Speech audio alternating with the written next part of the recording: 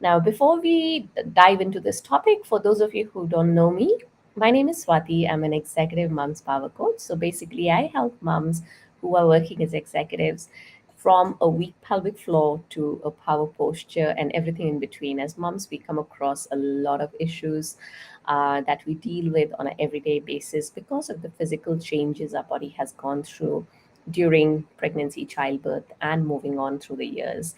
So I'd help you deal with all that. So, well, enough about me. Let's talk about the topic. What is the best time to exercise?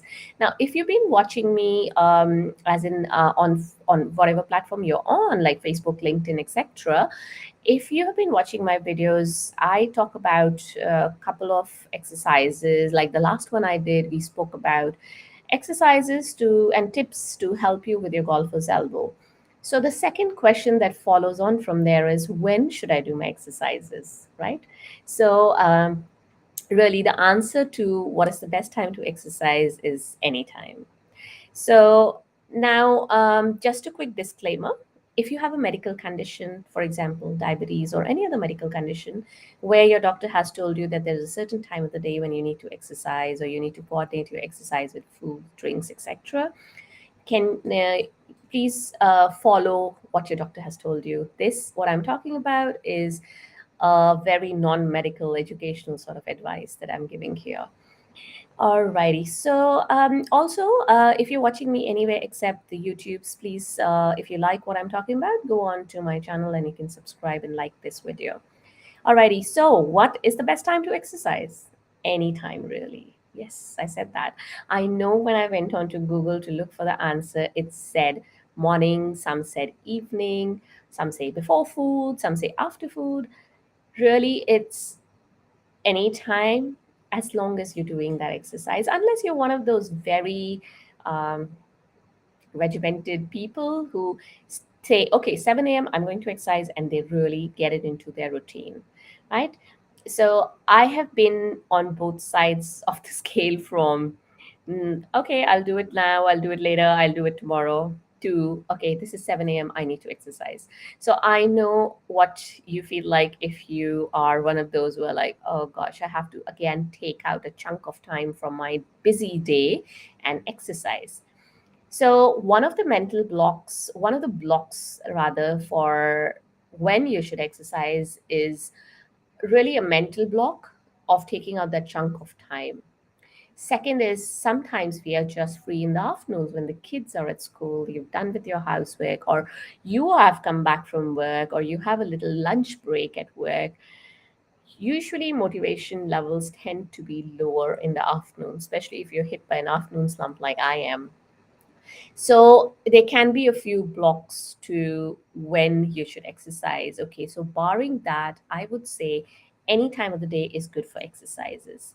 Now, when I say exercises, let's broadly divide these exercises into stretching exercises and strengthening exercises. Now, for stretching exercises, you do your stretches whenever you find the time. You have 24 hours in the day. Take out time to do it whenever you can. For example, I am brushing my teeth. I'm doing my calf stretch at the same time. I am doing this video. And at the same time, I mean, not with the video, I'm sitting at my laptop doing my work. And then I do a bit of a neck stretch at the same time. So you can actually incorporate your stretches into your daily routine. You don't need to take out a separate chunk of time for your exercises, is what I'm trying to say. Another thing you want to do, just be mindful of this, though you can do your stretching exercises anytime. If you are doing exercises for your lower back, there might be some exercises, for example, the knee to chest exercise, where you're actually going to compress your abdominal area. Obviously, don't do it when you've just had a full meal or your stomach is really full. For your strengthening exercises, usually strengthening exercises are done in sets. Like I will do, say, 10 repetitions and I'm going to do 3 sets of the exercise. You don't want to spread them out. Some people do the alternate method, where suppose I'm doing a lat pull down. So I do 1 set of 10 repetitions of the lat pull down, and then I move on to, say, 10 um, repetitions of quads strengthening exercise, and then I come back to lats. So you do like an alternate thing, which is quite normal, where most of people do that in the gym and during exercise. That's okay. But when it comes to your strengthening work, your exercises for strengthening, you want to bunch them up together. You cannot do one set in the morning and one set in the evening. Although if you're one of those who do like, exercise twice a day, that's a different thing. So to put it in a nutshell, stretching exercises, you can do them any time of the day. Just incorporate them into your routine. It's easier, it's less stressful.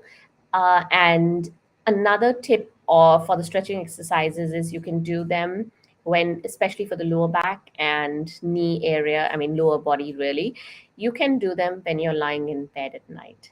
That 5 minutes before you actually get into sleep, like that deep sleep, and the 5 minutes when you just wake up and you're getting out of bed. Just give it that 5 minutes in the night and 5 minutes in the morning. So at least you've done like twice a day, you've done that stretches.